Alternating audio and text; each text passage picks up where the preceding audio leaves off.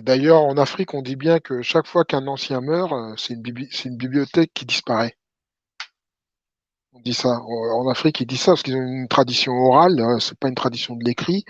Donc, c'est vrai que, comment dire, les contes africains ou d'ailleurs, il existe aussi les contes médiévaux, hein, d'ailleurs, ils sont vraiment passionnants. D'ailleurs, je conseillerais même aussi pour bien comprendre quelque part la quintessence de ce que pouvait être l'esprit médiéval, c'est de lire aussi les légendes arthuriennes.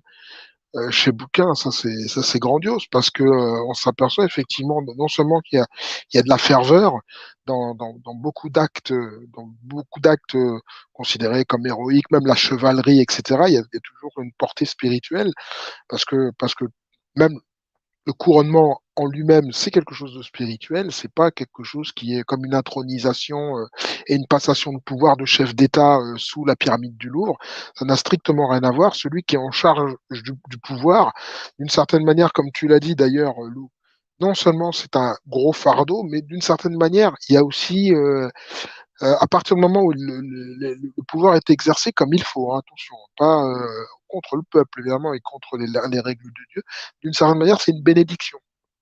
C'est une bénédiction. On en parlera dans le Seigneur des Anneaux plus longuement, parce que dans le Seigneur des Anneaux, j'ai beaucoup de choses. J'évite d'en parler parce que les exemples me viennent de manière assez évidente, mais on gardera ça pour la semaine prochaine.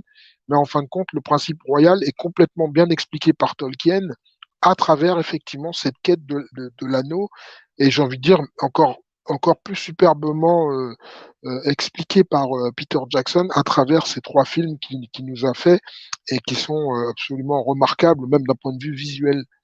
Et donc tout n'est pas forcément négatif. Bon, voilà, donc à un moment donné, euh, bien sûr que la tradition orale, elle est importante et que les anciens, il faut pas les piquer au rivotril pour les éliminer. C'est un cauchemar. D'ailleurs, à partir du moment où on a cloisonné les générations, c'est-à-dire qu'on a empêché les anciens, comme l'a dit un imbécile je crois que c'est un médecin, je crois, même plus son nom, il s'appelle Rémi, j'ai plus son nom, qui a dit il faut mettre papy mamie à la cuisine, mais c'est obscène de dire ça. C'est carrément obscène. C'est-à-dire que ce type-là, il faut l'attraper et puis faut le mettre dans un container poubelle avec l'autre, là, comment il s'appelle Christophe Barbier. Christophe Barbier, il faut Laurent Alexandre, il faut les mettre dans des containers poubelles et dégagez-moi ça, c'est terminé, quoi. Parce que ces gens-là respectent plus rien, quoi. Et donc, on voit bien que, on sait très bien que dans le processus de mélange générationnel, il est bon que les enfants, les petits-enfants soient avec les grands-parents parce que d'abord, ça maintient les facultés cognitives des grands-parents et le goût de la vie des grands-parents. Et pour les tout petits, ça leur donne un cadre et ça leur donne envie de grandir. Donc en vérité, il y a comme un échange entre les deux et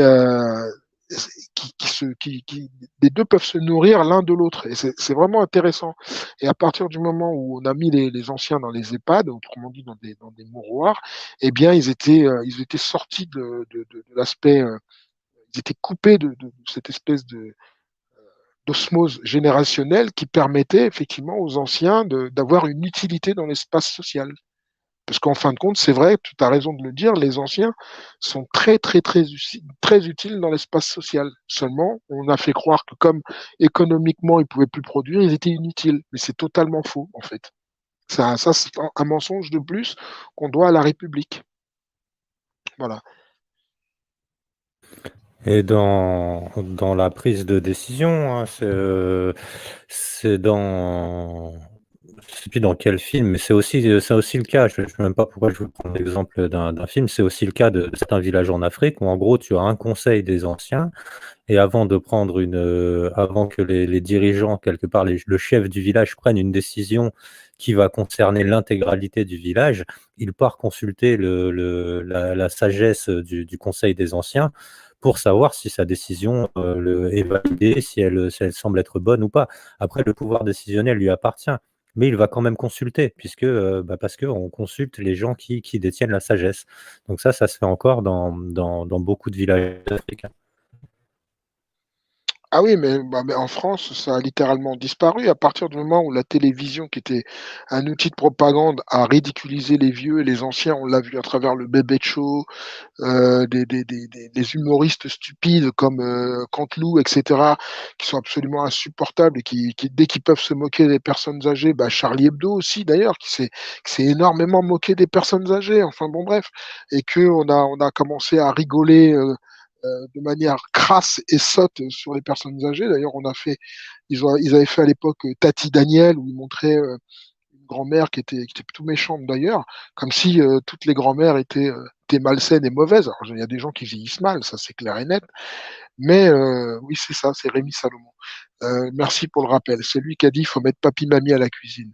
Je rappelle quand même que les personnes âgées, si je puis dire, dans le cinéma français, ont toujours été caricaturées, moquées, ridiculisées, etc. Et même par les humoristes, quoi. Même par les humoristes. Donc, l'ancien qui est un sage, oui, effectivement, on va retrouver ça dans les contes médiévaux, dans tous les contes d'ailleurs, hein, que ce soit médiévaux ou pas, parce que moi j'ai lu beaucoup de contes. On retrouve la figure du patriarche, de l'ancien, de la matriarche, qui finalement a une certaine parole de sagesse et qui finalement est un conseiller, hein, concilière, et en Italie on dit concilière. Mais effectivement, l'ancien, c'était une personne qui était sage. Alors qu'aujourd'hui, l'ancien, je suis désolé, mais c'est aussi un jouisseur, c'est aussi un type qui fait de la chirurgie esthétique, qui se paye des bagnoles luxueuses, qui veut voyager à travers le monde et pas trop s'occuper de ses petits-enfants. Voilà.